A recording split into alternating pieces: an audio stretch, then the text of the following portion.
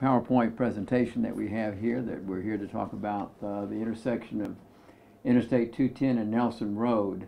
Needless to say, we here in the city have been getting a lot of calls concerning traffic congestion in the area, and so we thought we would take this opportunity this afternoon to sort of address that issue. We know that the issue is not going to go away anytime soon, and we want to make sure that the community understands that we're doing everything we can to try to address that, both from a short-term standpoint and also a long-term. As I mentioned, we've already experienced significant traffic congestion, particularly in what we call the peak traffic times of the day. That would be in the early morning, that would be in the evening when people are getting off work. Sometime around noon, also there's pretty significant congestion in the area.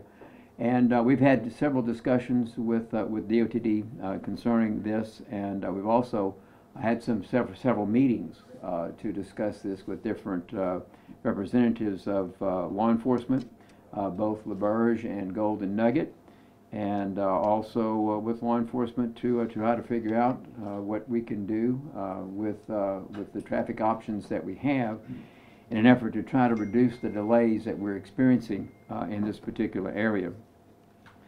During the course of these meetings, it became apparent just by talking amongst ourselves that it was time to refresh everyone's memory on the importance of what is referred to as the Cove Lane Interchange Project. We're going to talk to you a little bit more about that in a minute, but let me get the, I forgot my mouse. Let me get the mouse and I kind of show you what we talk about when we say the Cove Lane Project, kind of a general description of that project.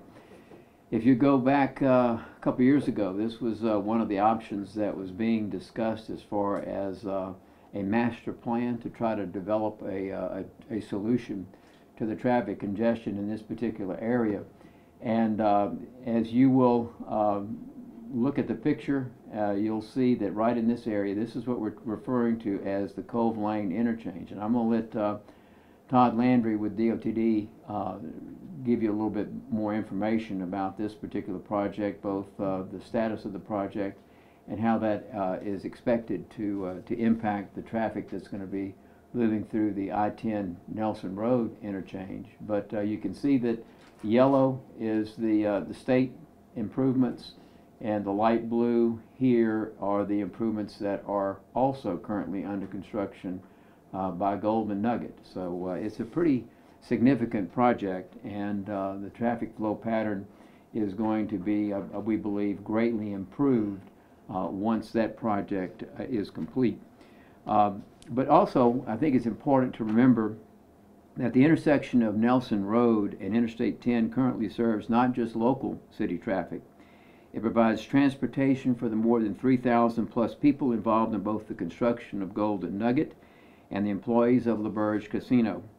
When Golden Nugget opens, most of those construction workers will be replaced by regular employees of the casino. The intersection also serves the millions of visitors who are coming to the casino complex, and that number will increase once Golden Nugget opens. It also provides access to major retail establishments, restaurants, and other businesses. The economic importance of this intersection, and this is the intersection we're talking about now. This is the I-10, 210 intersection. The economics, think about the economic importance of that intersection. Millions of dollars, both public and private revenue, depend on that intersection. But the intersection cannot support the long-term transportation needs of the community. We know that. And that is why we joined with Representatives Cleckley, Senators Johns and Marsh, and the other members of our state legislative delegation, the police jury, the communities of Benton, Sulphur, Iway, DeQuincy, the Port of Lake Charles, the Convention Visitors Bureau, and LaBerge to commit up to $20 million in local funds to help build the Cove Lane project. Now, the Cove Lane project, probably be more accurate to say this is all, everything you see here is what we're factoring into that $80 million number. But we made a significant contribution in local funds to the cost of that project. Those funds, combined with state and federal funds, bring the total amount available to address this traffic congestion problem to $80 million. $80 million. Now, the experts tell us, as I mentioned earlier, that the long-term solution to the congestion issues are what we refer to as the Cove Lane interchange and the other improvements that you see highlighted here in yellow. In the meantime, we have asked DOTD to look at the Nelson Road interchange to see if there's anything that could be done in the short term to address the traffic congestion that we know we have now, and also the traffic congestion that we anticipate once Golden Nugget does open. DOTD has looked at various traffic movements in the area. They've modeled different ideas to see if anything can be done, and they have looked at several different alternatives. But I'm going to let Todd Landry explain to you a little bit more detail, but basically there's not much that we can do with that system right now that would improve the traffic flow within the interchange. And the reason, and I can tell you just by the meetings that I have attended, that within this interchange, this area right here, which includes Prien Lake Road and Nelson Road, and then the extension of West Prien Lake Road in this area right here, the different traffic movements and the volume of traffic that is moving through that intersection right now has so many different combinations and so many different movements that it's almost like dominoes.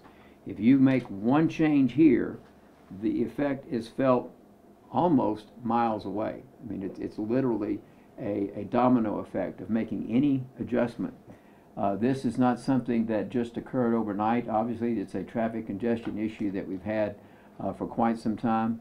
Again, the process that we went through to come up with this solution, I think, indicates that we have been working on this for quite a while. But whenever you get to this particular point of putting this work under construction, you have to recognize that it is going to take a certain amount of time in order for these improvements to be complete and those improvements to be opened up in order to be able to serve that traffic volume. There's a lot of traffic that's moving through that intersection. And so I'd like to ask Todd Landry with DOTD if he could come up and he could tell you a little bit about what those traffic models have shown and why we feel that what we're going to have to do is sort of bear with the problem for a little bit longer until we actually can open up the Cove Lane interchange. Todd? Thank you, Mayor. We have the, of course, we have the Cove Lane interchange project that is ongoing right now, and I'm looking at the visual that we have there, and it's showing the Cove Lane project. Looks like near the foot of the bridge on that previous picture. That's it. But here we have it now. This project is being built. There was definitely an accelerated schedule on this, and it's being built in approximately half the time a normal construction project would be built in. But as you can see, the bridge is being constructed across Klein Canal right there, and this project is scheduled to finish in the spring of 2015, and at that point we will have full access ramps to and from the interstate in both directions. So no matter which direction you're coming from or going, you can get off there at the Cove Lane intersection, go north or south, or east or west on the interstate itself. There's another picture there, Tom. There you go. There's another view of the project right there. In fact, in the next few days, we're going to be making a traffic shift on the interstate, and to finish constructing the westbound lanes and ramps on the 210 the Cove Lane interchange project. So we'll be shifting traffic. So expect a traffic shift on the main lines. The ramps are not constructed for use yet. They probably won't be ready for use until nearing the very end of the project. There will also be a roundabout on this project in the far bottom right side of the picture here. It's going to be constructed. It's going to be a continuous flow intersection. It'll be new to our area, but it'd be very nice. The parish has a few of those constructed already at this time. You're talking about this area right here? Yes, that's the roundabout at Prien Lake Road and in Cove Lane. So it'll be a very nice addition to this project. Now, talking about congestion over at Nelson Road, you know, in 2007 there was a 210 corridor study that was done, and at that time they recognized that Nelson Road interchange was going to be the most congested area of 210 corridor, and so that's when this plan came together to do some of this work right here, and of course since then the casinos have also been this new one has been constructed, and so a lot of improvements needed to happen, and so the long-term solution for the congestion at Nelson Road is in fact the Cove Lane Interchange project. It's going to allow South Lake Charles traffic access to the interstate much quicker than having to all go through Nelson Road interchange, and so it's definitely going to be an asset to the system. For the present day, we've optimized the traffic signals at those interchanges. Currently, if you drive through there, you'll recognize the amount of traffic that goes through those intersections. In fact, during the peak hour, approximately 3,000 to 3,500 vehicles enter each of those intersections on either side of I-210 at Nelson Road. So that is a lot of vehicles going through a single intersection during the peak hour. As I said earlier, the traffic signals have been optimized to flow the maximum amount of traffic, and we're just going to monitor traffic in the days ahead, in the near future, and if we see anything that can be tweaked as far as the intersection, the lighting at the intersections goes, we will make those adjustments. Thank you, Todd. I'm going to bring John up here in a minute. He's going to talk to you a little bit more about it, but I thought I would share with you just an incident that happened, a situation that happened last week. As you can imagine, because of the traffic congestion, as I mentioned, we get several telephone calls, and I got one from a friend of mine who indicated that she was in the area, in the intersection. I won't name the store she'd been to, but she'd been to one of the stores in the area.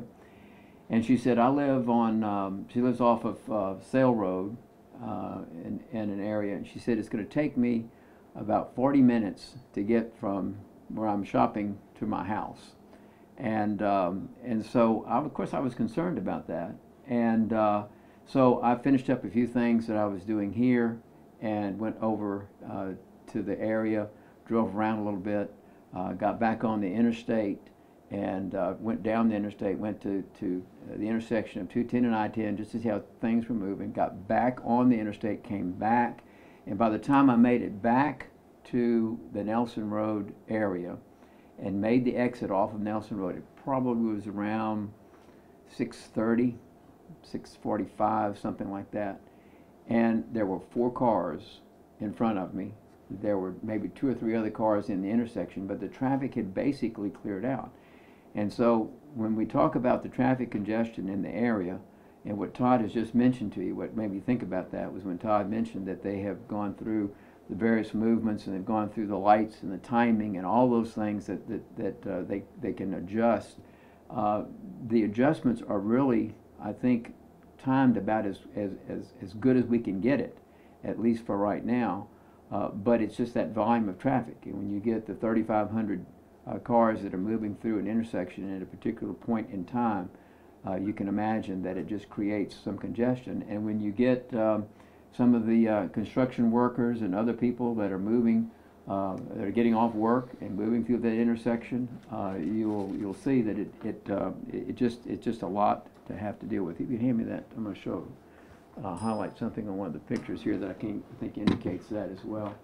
We talked about this project being under construction, and you can tell from this photograph that basically from this traffic circle on into what is Golden Nugget and coming out, this section already is complete, and you can see there are cars already on this section that are utilizing this section. But what's happening is that all the traffic that would, not all, but a lot of the traffic that would be normally going this way, accessing the interstate and going across the bridge, is having to come all the way down through this intersection and comes back to Nelson Road and comes back through the intersection. So you see it's a kind of a redundancy in terms of traffic flow. And the idea, again, behind the original design of this project was to enable a lot of the casino traffic, most of the traffic coming from the west, to be able to access Interstate 10 and go west without ever having to go through that Nelson Road intersection. So again, that's long term, but you can tell just from the construction, from the photographs, that long term is it's already under construction. It's already well underway. This is the interchange again. This is the interchange that we refer to as Cove Lane.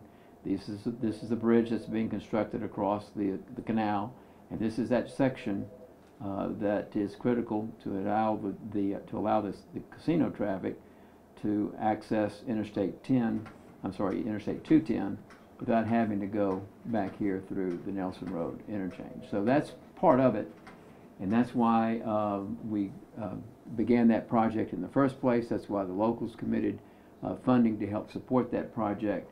And I do want to say this while Todd is here, we appreciate everything that Todd and his staff have done. Believe me, they have looked at this intersection 100 different ways, if not more, in an effort to try to figure out what could be done in an effort to try to maximize the efficiency of the intersection. And it's just right now, it's taxed to basically to the limit. So I'm going to let John talk to you a little bit about some other things that we've been working on. I'll let him highlight some of the law enforcement issues, and we have our representatives here both from state police and city police that can answer any questions if you have any. John? As the mayor and Todd mentioned, the full interchange right here is going to make a tremendous difference in relieving the traffic congestion at the Nelson Road, and it works in a couple of different ways. The people coming south of town will no longer have to go through the Nelson Road intersection to get on the interstate. They'll be able to come straight off of Prien Lake Road, and they'll be able to either go eastbound or westbound, or they'll be able to cross and go across to the casino area.